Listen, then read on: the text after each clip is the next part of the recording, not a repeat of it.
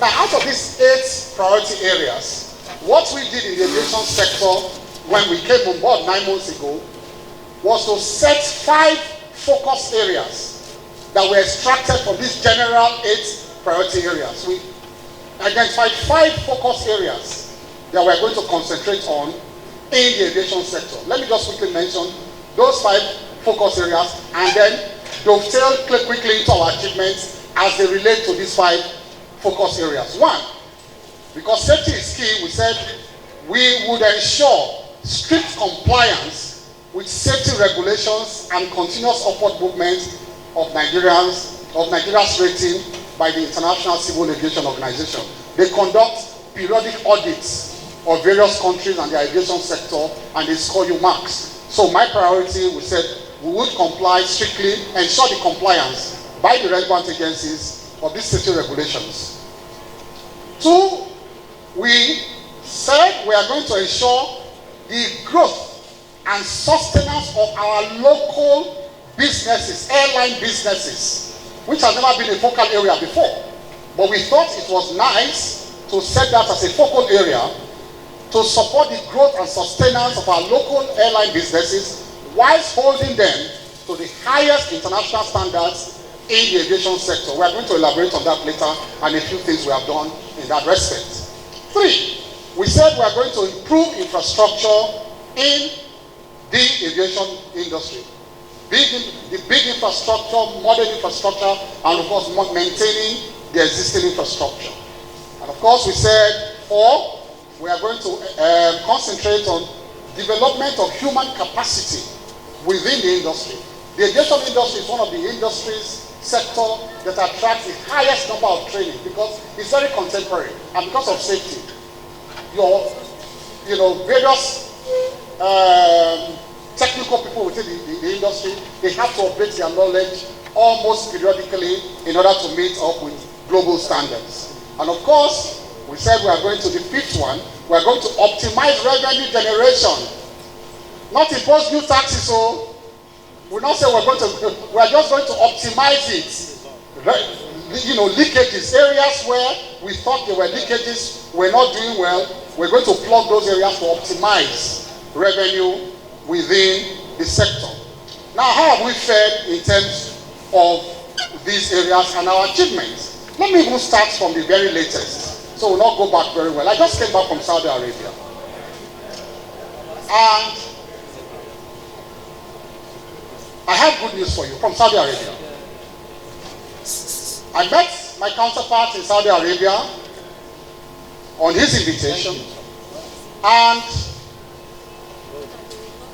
we have agreed. My counterpart is Jassim Saif Ahmed Al Sulaiti of Saudi Arabia. We have agreed that we are going to resume cargo flights between Nigeria and Saudi Arabia. This has been suspended for long, but now cargo flights are back. We have agreed to resume cargo flights between Nigeria and Saudi Arabia. Now, guess what? Globally, air cargo trade accounts for about 35% of the world trade. 35%. And air cargo trade, according to the International Air Transport Association, IATA, attracts about $6 trillion annually. And we are missing, within that, sector. We were missing, Nigeria was missing. In many routes across the world. We have just started with Saudi Arabia. We have achieved that. But I'm going to continue my interaction with various countries of the world that I think, we can benefit from in terms of resumption of the cargo trade between our countries. So that is back. We have appointed focal persons to work out the modalities. But we have achieved that in the aviation sector. But let me go back to the beginning. Within 1 month, this is everyone, within 2 weeks of our assumption of office, and this is where interministerial cooperation comes in, something that has been protracted since the Obasanjo era, the second runway. The second runway, you all journalists, it has been a problem. Like a sore thumb that was sticking out. Since the Obasanjo era, it was controversy after controversy after controversy. Some efforts started during the last administration, so we have to acknowledge that. In fact, certain seed funding was provided during the last administration, a year before the termination. But yet, the contractors could not move to site. There was so many controversy regarding settlers on that strip of land where the second runway is going to pass through. And you know the danger of operating a nation's capital, a nation with just one runway. I mean, we can't even imagine the dangers of just using one runway in the nation's capital. We thought that was priority once we came in. Just imagine foreign heads of state coming in to Nigeria one day, and there's a problem on the runway. Where are we going to divert them to? Where? Another country? How? Are we going to cancel the conference if they are coming for a conference or a state visit? I mean, so it's inconceivable that a nation's capital would be operating on one runway, and we have been doing it for many years. But guess what? It didn't take 2 weeks, less than 2 weeks when we came in. Using our God-given skills as lawyers, it was not difficult for us to engage the people. And it was out of court resolution. It was resolved with some assistance from the Ministry of FCT. With some assistance, it was resolved by us with less than 2 weeks. They agreed, they pulled out. There were one or two things here to be resolved, but the contractors have moved to site, and I'm happy to tell you that the construction of the second runway has started. It has started. Anytime you are landing in Abuja, look to your right, because you always approach from the south. Look to your right, you will see the second runway. It's visible. You will see all the trucks there making the runway and then clearing it. So the second runway has started. Before we came to office, also, of course, the new terminal in Lagos was ready.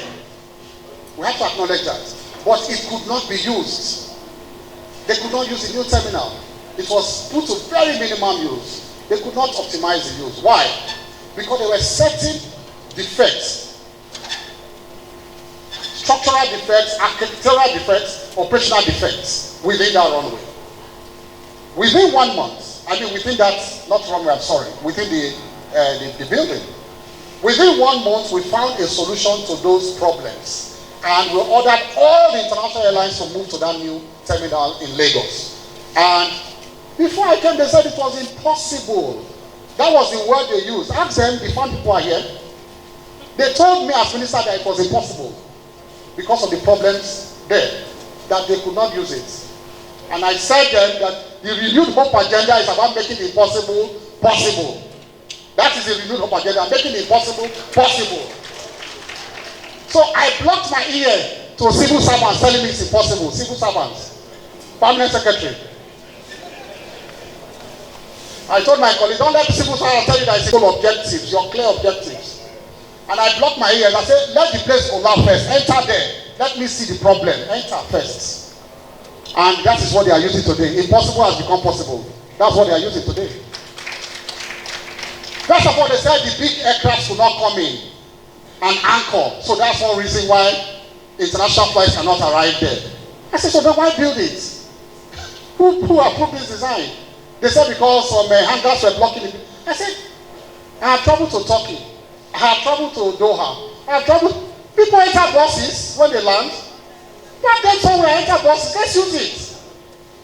And that's what they are doing. In some area, they are doing that.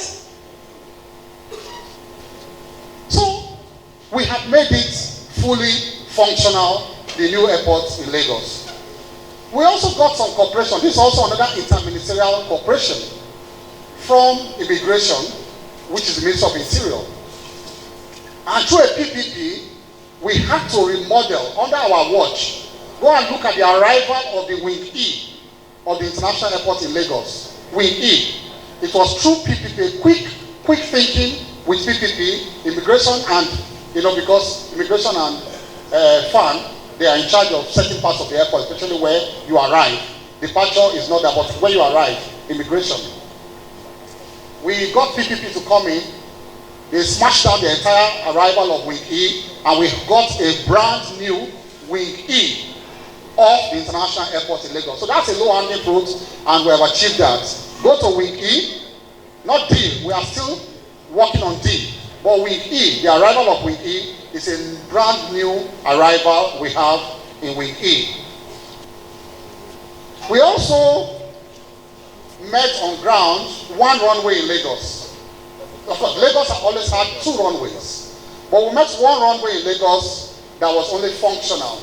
Because a year before we came to office, the second runway called 18 right. We have 18 left, and 18 left was functional when we came in. Of course, with some little problems here and there. So we're managing the 18 left. But 18 right was totally non-functional, and it was closed down, totally. And we felt that was danger for Lagos. Abuja one runway, Lagos one runway operational. And so we quickly went to work. So the low-hanging fruit, that one was initiated by us. We got people, we got funding somehow, and we quickly resurfaced and repaired 18 right, and 18 right was opened just this year. And so we have two functional runways in Lagos. Another issue that we met on the ground, I'm sure we all know this issue, was the issue of trapped funds of the international airlines. Their funds were trapped here because of lack of liquidity on the part of Nigeria, because of so many subsidies we pay with our foreign earnings. And so foreign airlines were threatening to stop operating to Nigeria. Now, I must give credit to all those in the financial sector for this. We had to work closely with the CBN, we had to work closely with the Minister of Finance, we had to work closely with all of the ministers in the financial sector. And by our persistence and working closely with them, of course, you know, we are happy to announce that we have cleared all the trapped funds from the CBN. We have cleared all the trapped funds of the foreign airlines. And of course, then we identified the issue of assisting our local airlines. One, to take full advantage of our rights, our reciprocal rights under our BASA agreements with various countries. I thought that was a very important focal area we should concentrate on. And so we started the aggressive engagement, active engagement with various authorities across the world. It is still ongoing as I speak with you. We insisted on our reciprocal rights. We pointed out areas in our BASAs. In certain places, we had to use, arm-twisted diplomacy. I won't tell you too much about that. We threatened, we did all kinds of things and said, look, these things must happen. Of course, one has yielded efforts, one of them, and of course, the long-standing, monopoly of the UK Nigerian routes.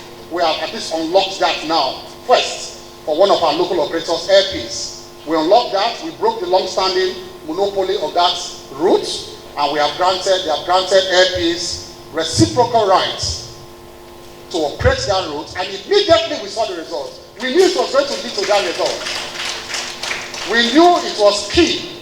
It was key to give this succor to Nigerians, because the monopoly was so bad that they were just fixing prices the way they like. Anyhow, at the point we were paying 17 million for business class return. 17 million naira in equivalent of naira to UK. Economy was going to 4 million already, 4-5 million. But immediately that happened, a price war began. They crashed their prices more than 3 times. And that is to the benefit of Nigeria. But I'll tell you this. We have just started. That is just one. We will not reveal those, that we are still actively engaged in other areas, other routes.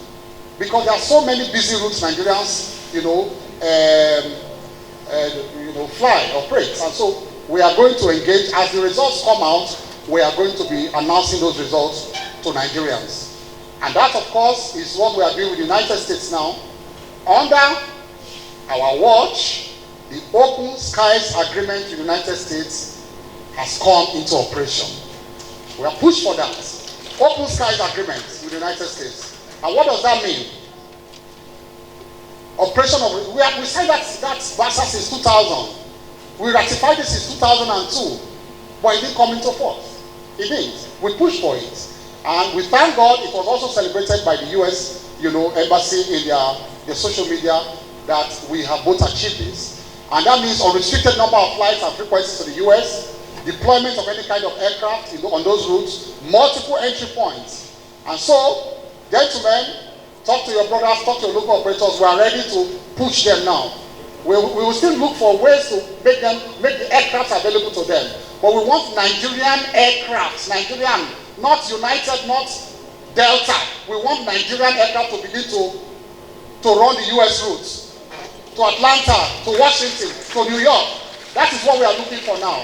And we are going to make it possible and then crash the US price, crash the price on that route. We only make it possible because we followed up the foundation Mr. President set for us last year. And so we followed up with aggressive engagement, and we are happy to announce to you. Some people say we should not be happy. Are you happy? Emirates is back. Emirates is back. Some say we should not happy. Let's get no enter Emirates. So the day you see them entering and going to Dubai, snap that picture. They say they don't want to go to Dubai. One of them was engaging me last week, said he doesn't want to go to Dubai. I said, stay in your house now. Haba, what is the quarry about? Majority of Nigerians, the pressure we faced when we came to office, ask the ministers, what are you doing about Dubai routes? What are you doing about Dubai routes? Because Nigerians, they know what they have hidden in Dubai. They have invested so much there. Nigerians have invested so much in businesses, in real estate, and then all of a sudden you cut them off from their businesses and real estate and everything. That's another matter whether you want to criticize that or not, but at least they have invested there. And you make it impossible for them to go there. So we are not pursuing our own agenda. We are pursuing the agenda of Nigerians. Nigerians, what will make them happy. So Mr. President led that charge himself. Went there on diplomatic shuttle. Got all of these foundations, for us ministers to follow up. And we are happy that for us in our sector, we have been able to crack that impasse. We are back to Dubai. The issue of the visa restriction is just a matter of days or weeks. That will be announced also. Emirates have been announced. Now, we have also done, a lot of the Hajj terminals. And that's for our very good Muslim brothers and sisters. When we came, we met so many of the Hajj terminals nationwide that had been neglected. And so we went on aggressive, repair of the Hajj terminals. If you go around now, you see how well our pilgrims are treated who are now going to the Holy Land. Hajj started 2 weeks ago. Beautiful. Go around, you will see how much of the Hajj terminals we have renovated. And we are happy. Because of that, certain spots in the country that we were not operating Hajj from before, because of this dilapidated, infrastructure, we are airlifting pilgrims from those centers this year. Kebbi is number one. Kebbi was not operational last year, but the governor helped us very well, and we cooperated with the governor. We started Hajj from Kebbi this year. Ilorin did not lift last year. Ilorin did not lift last year because there were no runway lights. Can you imagine? Because for you to use an airport as Hajj terminal, as Hajj, to lift the pilgrims, you must turn it to a full international airport. And all the facilities must be there, including a fuel dump. Including a fuel dump for Jet A1. We did that with Ilorin this year, Kebbi this year, and Hajj is being operated from Ilorin this year. We put all the runway lights in Ilorin. So all the Ilorin people, please raise your hand. Ilorin, congrats, Ilorin. Kwara. We are back. Hajj is back in Kwara State. The first African and Aerospace University in Africa started, conceptualized by the other administration, the former administration, but under our watch, under my watch, the university has taken off.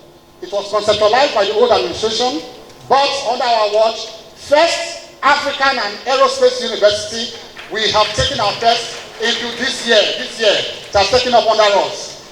And it's in aviation business, meteorology, and environmental sciences. We have started with those 3 courses. More courses are coming, and it's the first Pan-African university dedicated to aviation, aerospace, and environmental science. So please tell your wards, your brothers, your nephews, your nieces to apply this year. It's an exciting field. Aerospace, aviation and aerospace is an exciting field. Together with my colleague, the Minister of Interior, we collaborated, and just last week, was it last week? or last 2 weeks, we both unveiled the state-of-the-art advanced passengers information and passenger name record office facility at the headquarters of the Nigerian Immigration Service. That is where it is, but it emanates from the airport, all the data emanates from the airport, but then the command center is at the immigration office, so it's an actual interministerial cooperation. The NCA is cooperating with the immigration to make that happen. And what does that mean? It means that before passengers arrive in Nigeria in the first place, they know those who are coming, they know their profile, they know everything about them. And once they come, instead of all this long story of trying to interrogate you and all of that, they know you already. If there's a red flag, there's already a red flag on you already. Advance before you arrive. And there's a command center. As you are swiping your passport there at the airport, they are seeing who you are at the command center. All the information they are downloading there immediately. So you have it's a complete, advanced passenger information system. We unveiled it.